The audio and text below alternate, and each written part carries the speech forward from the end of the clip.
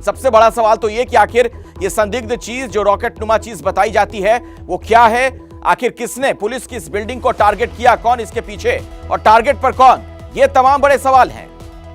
जगविंदर हमारे साथ, हमारे सहयोगी लगातार जुड़े हुए हैं। जगविंदर, लेकिन ये बात इसलिए हैरान करती है क्योंकि इंटेलिजेंस की बिल्डिंग पर रॉकेट नुमा चीज अगर कोई दाग दे, मतलब इसके पीछे तो साजिश ही होगी।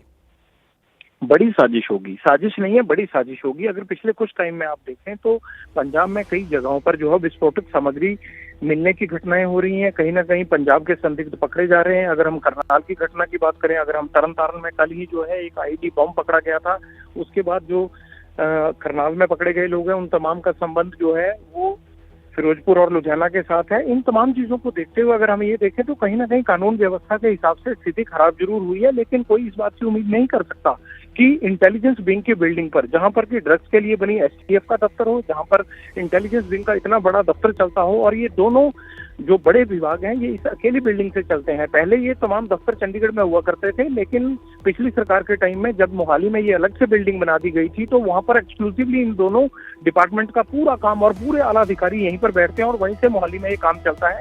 इसके बगल में जुडिशियल कॉम्प्लेक्स भी है जहां पर तमाम प्रशासनिक अधिकारी और जितने भी जो है वो कोर्ट वगैरह परिसर हैं वो सब आसपास हैं। इस पर एक इंटेलिजेंस विंग पर की बिल्डिंग पर जाकर दूसरी मंजिल पर रॉकेट नुमा चूज मारना, जाहिर सी बात है कि जिसने भी ये साजिश रची है उसे पता है कि ये बिल्डिंग कितनी इंपॉर्टेंट है। दूसरी बात ये है कि खासकर उसी बिल्डिंग को टारगेट किया गया जो कि सुर्खियों में आ सकती थी। जाहिर सी बात है कि ये कोई जानी नुकसान के लिए रात को 9:30 बजे के करीब हमला नहीं किया गया, बल्कि ये एक तरह से साजिशन ये हमला किया गया है कि ये पता लगाया जा सके कि कानून व्यवस्था कितनी खराब है और आने वाले टाइम में जो है वो पुलिस की इंस्टॉलेशंस पर भी अटैक हो सकते हैं।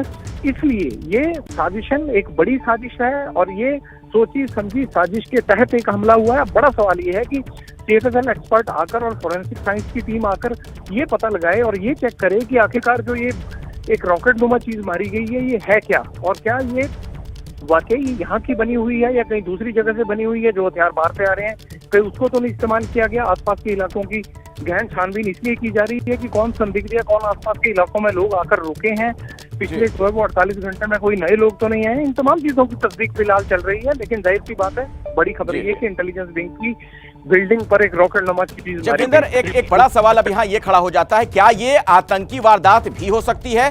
क्योंकि अगर रॉकेट नुमा चीज है तो फिर ये आम गुंडे मवाली के पास तो उपलब्ध हो ये संभव नहीं है। और दूसरी बात ये भी है कि गुंडा मवाली ये सब क्यों करेगा? गुंडा मवाली तो कोशिश करता है कि पुलिस से पंगा ना लो और जो उसका मकसद हल होता है वहाँ ये सब काम करता है।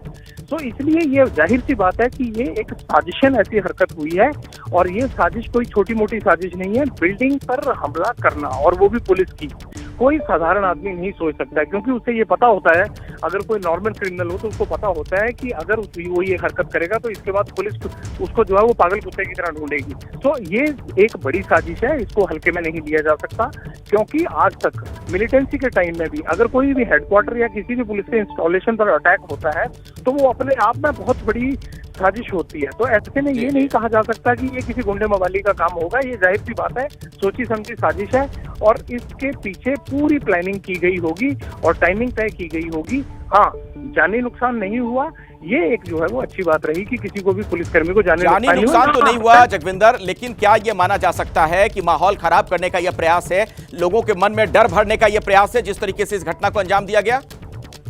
बिल्कुल यही है, यही है कि इस साजिश के जरिए ये दिखाने की कोशिश हो रही है कि पंजाब में पुलिस की इंस्टॉलेशन और पुलिस वाले भी सुरक्षित नहीं है। असली मकसद यही है।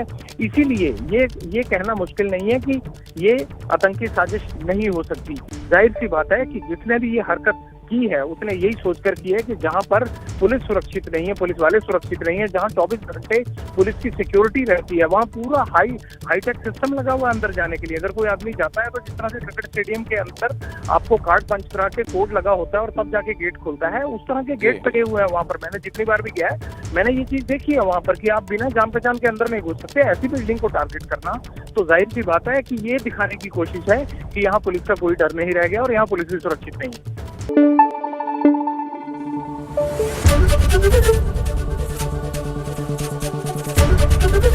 एबीपी न्यूज आपको रखे आगे।